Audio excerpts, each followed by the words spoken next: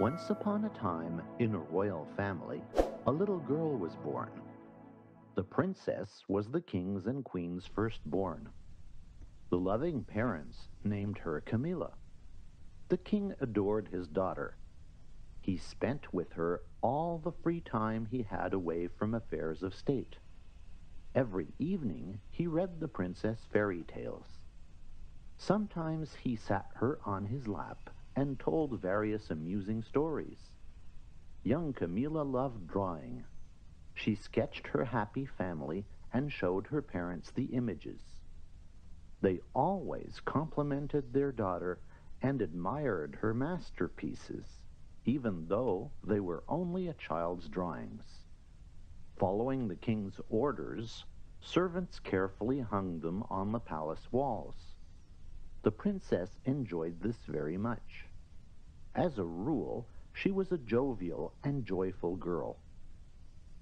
But sometime later, Camilla gained a little brother and her life changed. Her parents were now quite preoccupied with the baby and had practically no time left for their daughter. The nannies who cared for the princess could not replace her mother and father.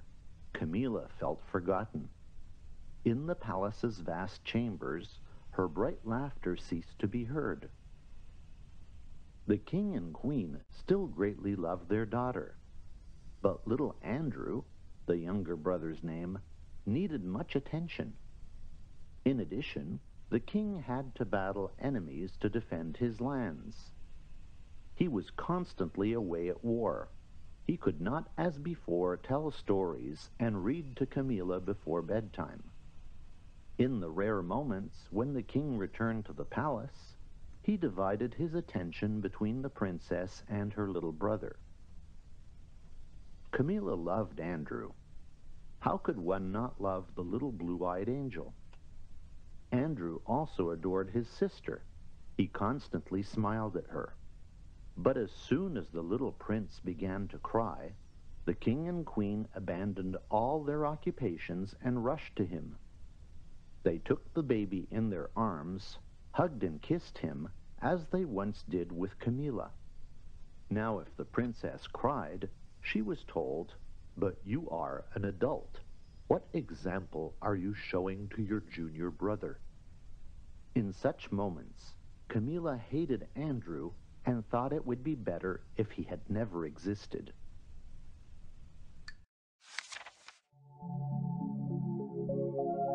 One evening, the king did not read to his daughter because little Andrew had a tummy ache. He and the queen tried to lullaby the infant to sleep. Saddened, Camilla sat near a window. She watched shooting stars fall to the ground one after the other. Then she remembered, if a wish was made at that very moment, it would come true. "I want my younger brother to cease to exist," murmured the girl. Suddenly, she saw a tiny star detach itself from the sky and fly directly towards her. The princess feared the star would fall and burn everything around it with its intense flame. But for naught. The tiny star was in fact a tiny fairy. "Hello, Camilla. I am Star Fairy, guardian of the wish registry. If someone makes a wish while a star is falling, I enter it in my register. However, you made a terrible wish. Are you certain you want it to come true?" she asked the princess. "As soon as Andrew appeared, father and mother stopped loving me," complained the girl. "Why do you believe this?" "Because they stopped playing with me and no longer read me fairy tales. They spend all their time caring for him," said the princess sadly. "I do not think this is the case. Your parents love you both. I can, of course, take note of your wish, but think it over carefully, as you may later regret it." Star Fairy produced her register. It was a thick, ancient book containing pages filled with notes. The fairy hesitated, but Camilla was adamant. Sighing, the enchantress regretfully noted the princess's wish in her register. "And when will this come true?" asked the girl. "Not soon," snapped the fairy. She slammed her register shut and flew away.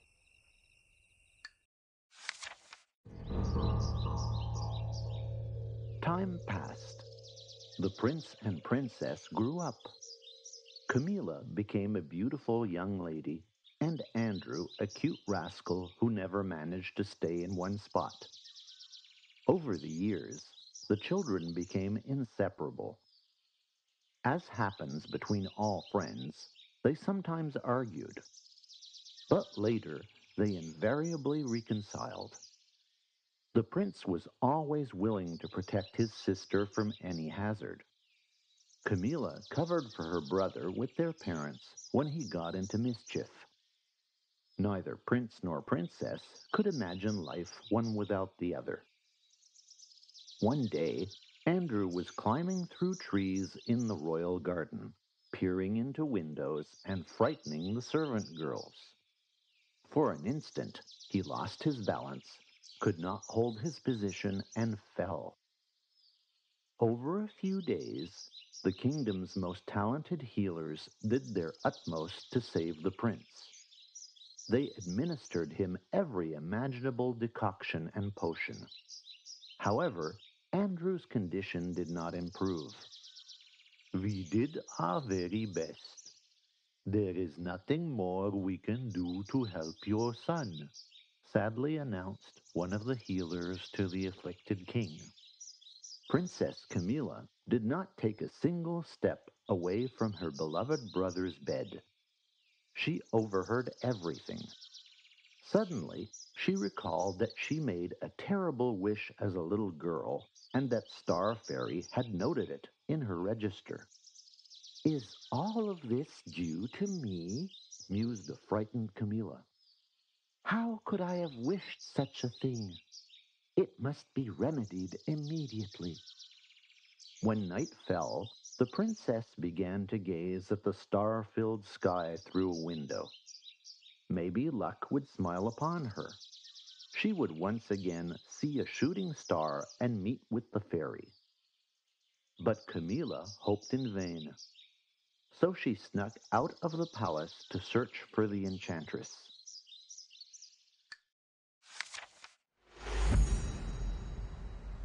The girl wandered wherever her eyes guided her, occasionally asking passers-by if they knew where Star Fairy lives. Alas, not a soul had heard of her. Following a long, although unfruitful search, the princess had become totally discouraged and decided to return home. While crossing a wood, Camilla saw a moth trapped in a spider's web. The kind girl could not ignore this and helped it escape from the web. The moth thanked the princess and flew off. Darkness approached. Camilla wondered where she could spend the night. Suddenly, she saw a small house near a pond with an old woman on its porch. "Hello, Camilla," she greeted the princess. "How do you know my name?" asked the girl, surprised. The old woman knew everything since she was an ancient witch. Her name was Lixtalence. "How could I not know you? You are a princess. The entire kingdom knows you. Come into my home. I shall feed you and brew you some tea. You can continue your voyage in the morning," kindly invited the old woman, pretending to be nice. "Thank you for this attention, Grandam. Do you know where I may find Star Fairy?" asked Camilla while taking a seat at the table.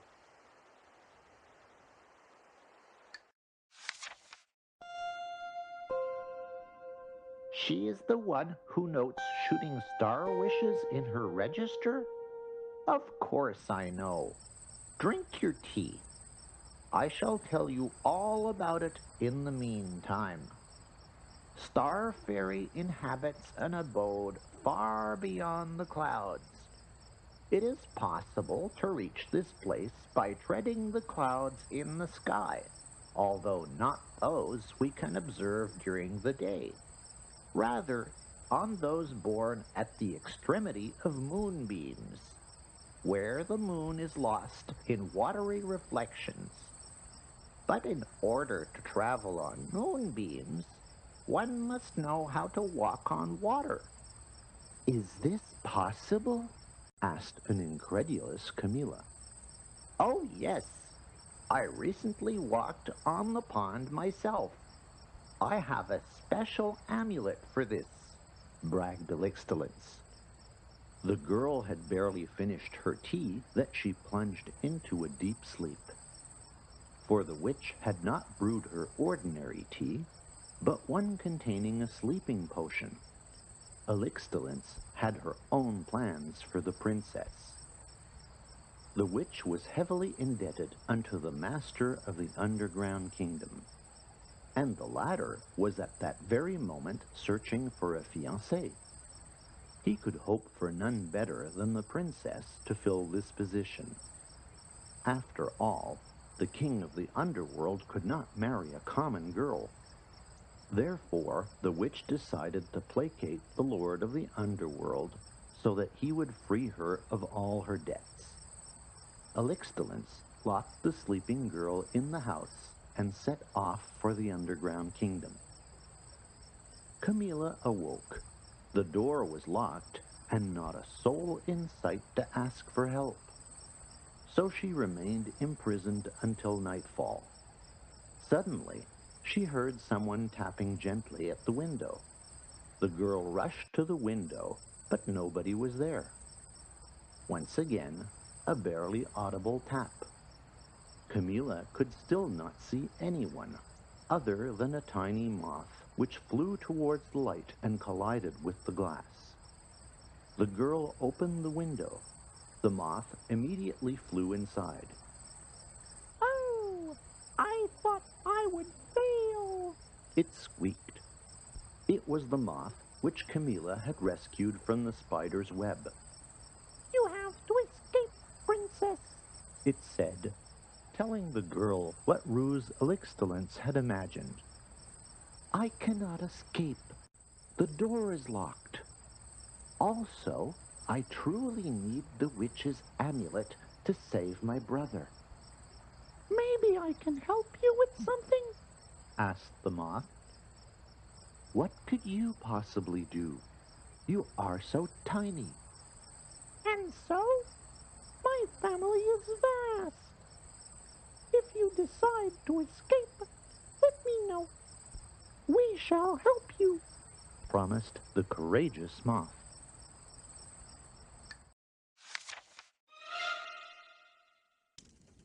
Soon afterwards, the princess heard Elixtalence returning and the tinkling of keys while the latter began opening the door. Camilla lay down and pretended to sleep. There she is.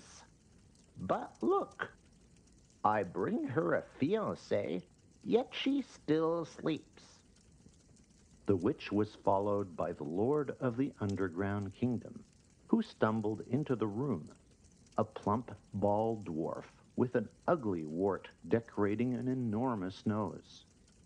In his ears, spiders had spun webs, hanging by them like earrings.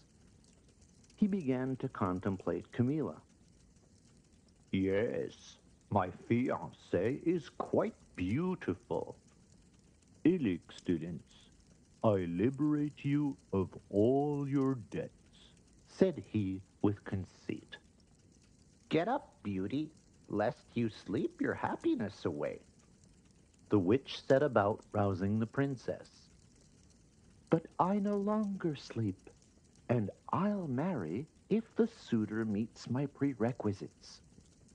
But what prerequisites? Gaze upon your suitor, not a man, but a dream. Elixtalence was annoyed. The princess glanced at the dwarf and was startled. So ugly and hideous was he. "Well, I shall make your wishes come true. This shall be my wedding gift. Request whatever your heart desires," he said in a sudden fit of generosity. Camilla pleased him. He wanted her as wife at any cost. "May the wedding ceremony be carried out at night near the pond. The guests who come shall carry candles," requested Camilla. "So romantic. This pleases me. A good wish," agreed her suitor. "And one last condition. During the wedding, I shall wear an amulet which makes it possible to walk on water," added the princess. "Why an amulet? I possess such riches and jewels in my underground kingdom. Select any of them. After the wedding, all of it shall be yours." However, Camilla insisted, and the dwarf conceded. "Agreed. Elixtalence, give her your amulet," ordered the king of the underworld. He then disappeared, leaving his young fiancée in the care of the witch. "For such a husband, you can thank me later, Camilla." The old woman retrieved her amulet and handed it to the girl. It was a braided cord, supporting an orb of amber within which a water skipper was encased. "And you shall return the amulet to me immediately after the wedding."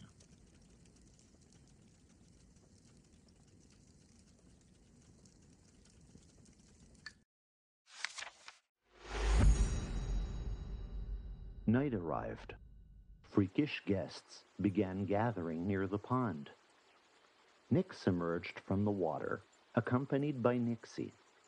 Homely trolls and dwarves came to congratulate the newlyweds.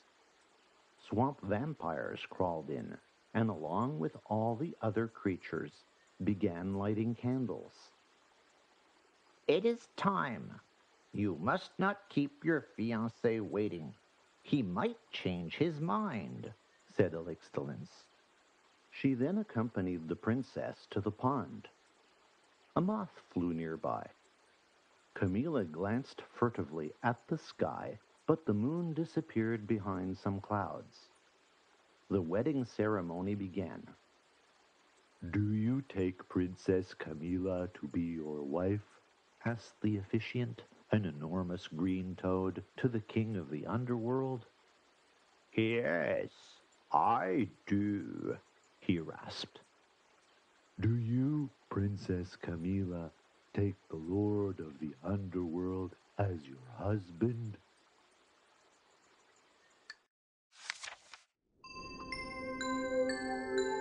The guests held their breath, awaiting a response from the bride-to-be. The girl gazed hopefully at the sky.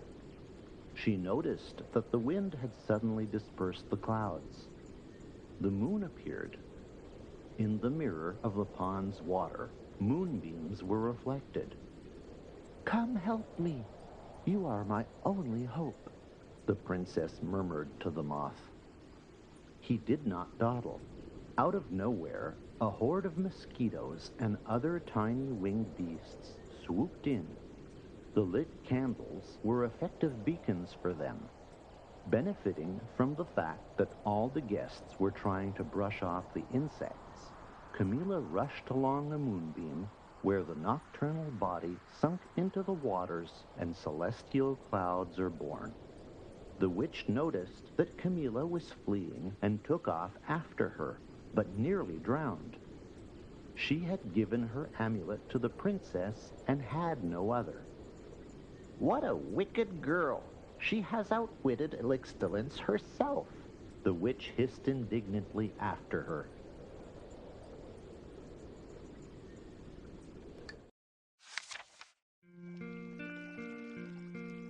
Princess Camilla ran to the end of the moonbeam and saw celestial clouds rising from the water. She clambered onto a fluffy cloud and rode it towards the stars where lived the fairy, guardian of the wish registry. Camilla, what a surprise! Maybe your wish has still not come true? Asked Star Fairy when Camilla found her in her home beyond the clouds. No, no, quite the opposite. I do not want it to come true. Dear Fairy, Andrew is the best brother in the world. I am terribly fearful of losing him. I was so wrong. The princess broke into tears. Ah, well, it is good that you love Andrew so. I shall cancel your wish. Do not worry. Your younger brother shall get well, the enchantress reassured Camilla. She added as a farewell, if you want me to enter a new wish in my register, make it while a shooting star is falling. Only be sure it is a good one this time. In that case, you shall not be afraid that it comes true. With these words, the fairy vanished into the night. Celestial clouds lowered the girl onto a moonbeam in the fountain of her parents' palace.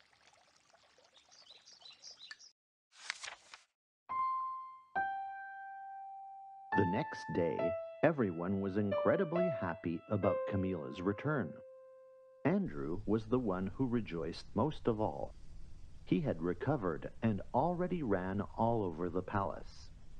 In the evening, when Andrew went to bed, he asked his sister where she had disappeared to. Camilla hugged her brother. She began to tell him about the wish registry and Star Fairy, about the insidious Elixtalents who had nearly married her to a horrible dwarf, and how the courageous moth had helped her escape. Andrew laughed, not believing a word she said. The king and queen did not believe her either. The parents even wanted to punish the princess, since she had worried them greatly with her sudden disappearance. However, they were so glad their beloved daughter had returned that they only hugged and squeezed her tight. Camilla promised her mother and father never to leave home again without their knowledge. As well, she no longer needed to search for the fairy, guardian of the wish registry. After all, she still had the magical amulet, with which she could visit Star Fairy during any moonlit night.